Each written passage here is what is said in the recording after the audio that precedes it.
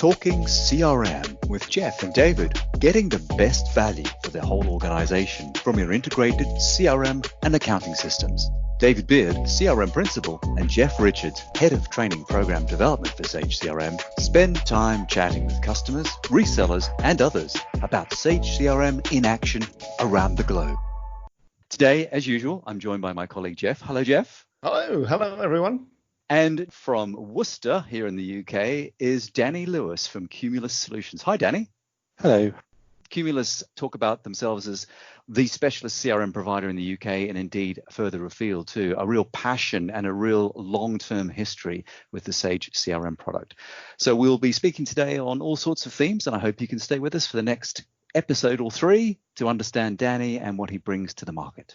Thanks for inviting me on to this podcast. My name is Daniel Lewis. I work for Qmulus Solutions, and we are a Sage CRM partner in the UK. We've been working with the product, most of the employees have been working with the product for around 10 to 15 years now, and have done work with both small businesses right the way up to large multinational corporate businesses. So have a lot of experience in implementing Sage CRM both into small companies and into large businesses. So there's quite a few, correctly said, person years in your company. When did you first start with CRM? How did you get into it? I originally, many years ago, was a software developer. Through various reasons, I went to work for a company to write them a bit of software, which was like an estimating tool, effectively, and worked for them for a while. And then when that was written, went to look for some extra work. I found a job role really at a Sage business partner almost 20 years ago now, and went there as a network technician. So I was doing hardware, networking and any issues on that side. But along the way, because I'd actually been writing software on and off, when I started to see technical queries, technical questions coming into the support tickets on the support desk, I started answering some of the CRM related support tickets that were very simple, bits here, bits there. Really started clearing off this backlog of CRM support tickets. That become a bit more of a role for me. So I then got my qualifications in Sage CRM, and really it kind of went from there, just delivering more and more CRM support, and that spanned into project work and then spanned into pre-sales and sales, and sort of took it from there really. And I think that's about where you and I met the first time, is when you were working at this business partner and you becoming the CRM specialist for them, right? Which, yes, as you reminded me, is quite a long time ago now. You subsequently moved on from them and set up your own house, which is the Qmulus brand, right? So tell us more about why you did that. Whilst I was doing Sage CRM, predominantly in the UK at least, a lot of the people that deliver Sage software, the business partners, are accounts focused. They would sell an account system such as Sage 50, Sage 200 in the UK, and the CRM product would be an integration added onto it, and it would have its own benefits, etc. But those projects were predominantly run as accounts implementation projects, and the CRM part was sort of tagged into it, run as almost in the account structure, whereas CRM projects are a lot more fluid. There's a lot more investigation required. There's a lot more sort of understanding of business processes. So it's not just about ledgers, etc. It's much more about understanding the pains and needs of businesses and being able to get them to articulate those issues to you, and then for you to be able to then deliver that within the Sage CRM product. It was a sort of natural progression to look at how I wanted to implement CRM systems rather than implementing them as an integrated solution.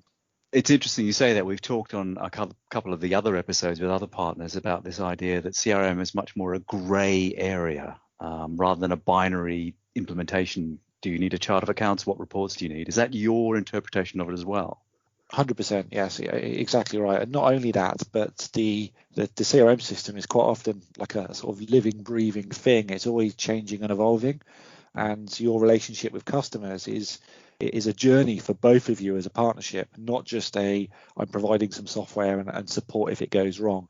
People are always looking at new ways that they want their business to go, new directions, maybe new ways they want to use CRM. So people that wanted to start doing support tickets that they hadn't done before, or there's a marketing requirement, and the way in which they use the system is quite fluid. It's not unknown to add fields and then 6 months later take those fields away because they've changed the process or have repurposed or have not doing that particular short-term thing. Right. So what you've highlighted there is your interest really was in that more fluid type arrangement. And you've also said that the integrated story was often dealt with by some partners as trying to be an accounts implementation. So I'm guessing you didn't see that working very well, and that's what inspired you to start your own business? Yeah, it was along those lines. I mean, I wouldn't say that those implementations were overly bad, but with an accounts implementation, you could say, for example, Sage 200 financials and commercials with some training, with some implementation, it's 10 days. And you might add another module, that might add another day or two on, or take a module off, etc. So you can fairly easily predict and therefore cost a particular project that the customer's going to buy. But with a CRM project, you either need to deliver it out of the box or you need to scope it very heavily, and a lot of that happens at the start, and that can end up elongating both the sales cycle and also increasing the cost to the customer. And it can be seen sometimes, depending on how it's sold, as a slight barrier to implementing an account system. And so what would invariably happen is that the CRM product would be pitched as this is what it can do, and we're going to deliver that in phase 2. And quite often that phase 2 never came around. What we try and do is we actually implement accounts and CRM systems, but as a solution. Rather than looking at it as two different modules that have their own thing, we would pitch the whole solution of a back office and a front office application. And the back office application, therefore, we can change. It could be Sage 50 or Sage 200 or Sage X3. That's part of the solution, but it's not product led as far as the account system in the way that we sell.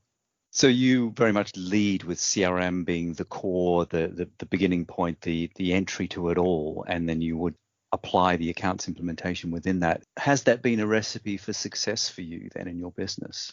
We quite quickly become the number one partner in the UK and have held that position for quite a while now as far as sales volume is concerned. And so there's proven success, I guess, with how we deliver, how we at least pitch and sell our projects and scope our projects to show that customers are happy with the way in which we put the solution together.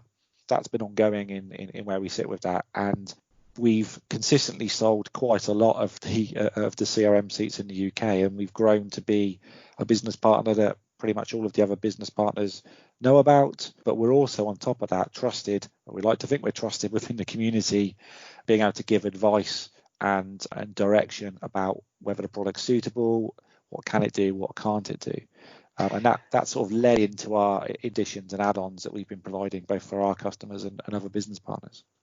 So I want to talk to you about the add-ons as well in a moment, if I may. You touched there on the idea of integrating CRM with Sage 50 or Sage X3, and we know that traditionally the product Sage CRM is positioned with the Sage 200 franchise products, and in the UK it actually is called Sage 200. Have you used different tools and techniques to connect to other tools like 50, like X3? Well, when we first started, there was a couple of tools that we'd used to connect to Sage 50, but because they weren't our own authored products, you were always sort of limited by the way in which those integrations work. So we took the decision fairly early on to start developing and writing our own integration into Sage 50, the UK version of Sage 50. If I'm honest, that's been one of the key reasons for our success. The amount of customers that have bought Sage CRM from us initially, but also from other partners as they started reselling our add-ons, it's grown and grown and grown. Having the ability to tailor and flex and change that integration, not just to match our customers, but other partners, has really been one of the sort of key driving points behind our success as a business. Okay, now I'm probably asking a question that Jeff, I know, would want to ask as well, but let me ask it on your behalf, Mr. Richards. What features of the product? Thank you very much. What features of the product of CRM particularly allow you that flexibility to build connectors and flex them to do what you want? A lot of it revolves around the APIs. Originally, we were working with the SOAP API, and now we're working with the new S-Data 2 API for various different things. Prefer the word REST. The REST API, yeah. It's the old SOAP one and the REST one. But the ability for those APIs natively to both expose the whole of the system, but also to expose customizations, additional fields, additional entities and tables as you add them to the system, has allowed us to be able to modify and tailor the Sage CRM system and our integrations to match the requirements of the customers. Sage CRM really does, as a product, lend itself to being tailored specifically to match customers. Not only, I know a lot of CRM systems can be tailored and tweaked. The Sage CRM has a really quick and easy, intuitive user interface that will allow people to quickly add fields and whole new tables with their own fields, etc. And also the ability, when those calls to the APIs are made, to actually trigger internal Sage CRM events like table scripts, etc. if you want to, and actually have the standard front-end UI processing to run in part by the APIs has really allowed us to open up the ability for the system to integrate into account systems and be beneficial to customers. Next time, Jeff talks with Danny about technical trends he's seeing and why this matters to customers, plus a conversation about the skills gap in both resellers and customers and how Qmulus bridged the gap for CRM success. You've been listening to Talking CRM with Jeff and David, getting the best for the whole organization from your integrated CRM and accounting systems.